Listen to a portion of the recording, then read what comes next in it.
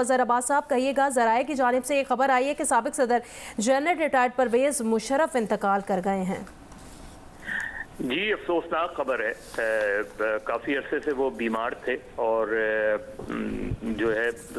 किसी से गुफ्तगू भी नहीं कर रहे थे। बहुत से लोगों ने उनको विज़िट भी किया और उनकी वो काफ़ी अरसे से दुबई में ही थे और एक मरतबा उन्हें ये भी ऑफ़र की गई थी कि वो पाकिस्तान वापस आ जाएं, उनका मुकम्मल इलाज करेगा, लेकिन उन्होंने माजरत कर ली थी। परवेज़ मुशर्रफ के जो दौर है उसको दोनों अंदाज में देखा जा सकता है। जाहिर है एक आमिर के लिहाज से तो अगर आप देखें तो 12 अक्टूबर को उन्होंने जिस अंदाज में हुकूमत संभाली थी और जिस अंदाज में एक मुंतखब हुकूमत का तख्ता उल्टा था, उसको जाहिर है जमहूरी लोग किसी भी तरीके से उसको पसंद नहीं करते और उनको तारीख में एक डिक्टेटर ही के तौर पे देखा जाएगा। लेकिन उनके दौर में कुछ ऐसे इक़दामात भी हुए कि जिसकी वजह से पाकिस्तान में आइन आने वालों ने उन इक़दामात को रिटेन किया आइन के अंदर। जैसे ख़वातीन की नशिस्तों में इजाफा है, जैसे बल्दियाती निज़ाम उनका लाया हुआ बल्दियाती निज़ाम था। बिल्कुल इसी तरीके से कुछ ऐसे इक़दामात थे रिजर्व सीट्स के हवाले से, माइनॉरिटीज़ के हवाले से, जिसको पॉजिटिवली देखा जाएगा। इसी तरीके से इलेक्ट्रॉनिक मीडिया का जो इजरा था, प्राइवेट टेलीविज़न चैनल्स का जो इजरा था, गो के 2007 में उन्होंने अपने ही उस इक़दाम के ख़िलाफ़ काम करते हुए चैनल्स पर पाबंदी भी लगाई थी। बिल्कुल इसी तरीके से उनको हुकूमत में आने से पहले जब साबिक़ वज़ीर आज़म नवाज शरीफ ने आर्मी चीफ के तौर पे जो है उनका इंतखाब किया था, तो उसके बाद से कुछ 6 महीने बाद ही उनके इख्तलाफात शुरू हो गए थे जनरल मुशर्रफ से, और जब कारगिल हुआ तो वो इख्तलाफात और भी बढ़ गए उनके दरमियान। तो एक जनरल मुशर्रफ का जो दौर था हुकूमत में आने से पहले बहैसियत आर्मी चीफ भी, और उसके बाद भी उसको मुख्तलिफ अंदाज में देखा जा सकता है। हिंदुस्तान के साथ उन्होंने दोस्ती की कोशिश की और वो आगरा भी गए और बहुत ही कहते हैं लोग जो वहाँ मौजूद थे कि बहुत ही तारीखी डॉक्यूमेंट पर साइन होने वाले थे, लेकिन उससे पहले ही परवेज़ मुशर्रफ ने एक प्रेस कॉन्फ्रेंस करके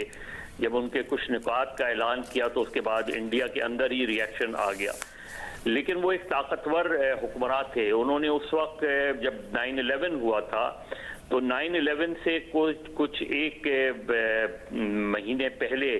उन्होंने पाकिस्तान में फ़िरक़ावाराना तंजीमों पर पाबंदी लगाई थी, और 9/11 के बाद भी अफ़गानिस्तान में अमरीकी हमले से पहले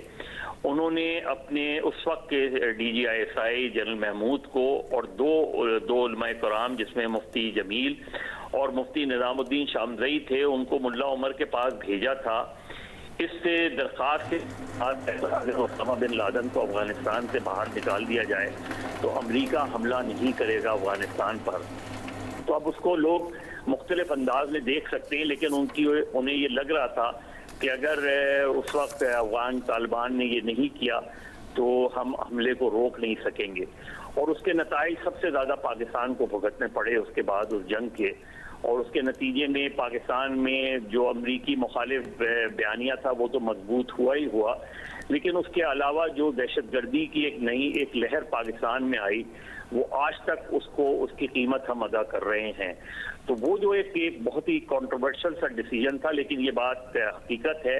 कि उन्होंने ये कोशिश ज़रूर की थी कि ये अमेरिका पे हमला ना हो,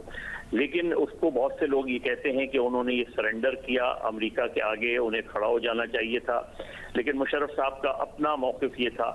कि उस वक्त जो सूरत हाल थी उसमें बहुत मुश्किल था। अमेरिका में जो 9/11 हुआ था उसके बाद पोजीशन जो है पाकिस्तान की पोजीशन लेने की पोजीशन में पाकिस्तान नहीं था। तो हम उनके दौर को मुख्तलिफ अंदाज में दे सकते हैं। बहुत से उनके इक़दामात ऐसे हुए हैं जिसमें बल्दियाती इलेक्शन, ख़वातीन की सीट्स, माइनॉरिटीज़ के हवाले से और मीडिया के हवाले से मिक्स उनका रिएक्शन रहा। उनको बहुत ज़्यादा तनकीद का निशाना डॉक्टर आफिया सिद्दीकी के हवाले से भी बनाया गया कि अमरीकी यहाँ से डॉक्टर आफिया सिद्दीकी को अमेरिका ले गए और फिर वो आज तक जेल में है, तो उस पर बहुत ज़्यादा तनकीद हुई है जनरल मुशर्रफ पे। और ये बात ठीक है कि उन्होंने खुद अपनी किताब में in the line of fire में ये लिखा है कि उन्होंने कितने लोग जो थे यहाँ से अमरीकियों के हवाले किए। तो उनके दौर में अमेरिका का इन्फ्लुएंस पाकिस्तान में बहुत ज़्यादा बढ़ता हुआ हमें नज़र आया कि अमेरिकन CIA हो या FBI हो, उनका इन्फ्लुएंस पाकिस्तान में बहुत ज़्यादा बड़ा है। तो जनरल मुशर्रफ अगर उनके लिए एक बहुत बड़ी अपॉर्चुनिटी थी अगर वो 2002 के इलेक्शन के बाद जो है छोड़ के चले जाते, लेकिन उन्होंने उधर मुत्तहिदा मजलिस अमल जो मजहबी जमातों का एक इत्तेहाद बना था और जिसे 2002 में